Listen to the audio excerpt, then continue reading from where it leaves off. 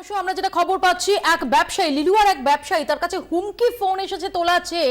2 লক্ষ টাকা তোলা না দিলে তাকে খুন করা হবে এমনই হুমকি দিয়ে ওই ফোন করা হয়েছে। এবং যিনি ফোন করেছেন তিনি নিজেকে সুপারি কিলার এবং শার্প শুটার হিসেবে দাবি করেছেন।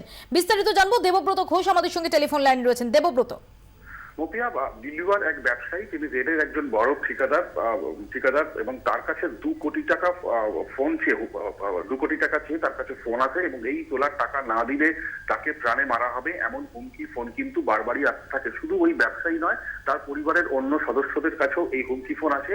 স্বাভাবিকভাবেই আতঙ্কিত এই পরিবার, তারা পুলিশের দ্বারস্থ হয়েছেন। হাওড়া সিটি পুলিশের গোয়েন্দারা এবং হাওড়া লিলুয়া থানার পুলিশ তারাও নড়ে চড়ে বসেছেন। তার কারণ, ফোনটি যেখান থেকে এসেছিল সেই নাম্বারটি নেপালের নাম্বার, এমনটাই কিন্তু প্রাথমিক তদন্তে উঠে আসছে।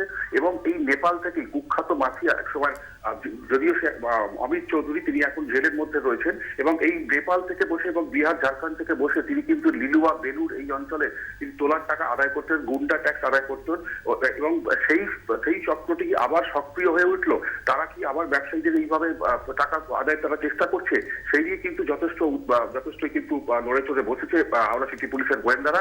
এই ফোন কে করেছিল, কারা করেছিল সেটা এখনো পর্যন্ত নয়।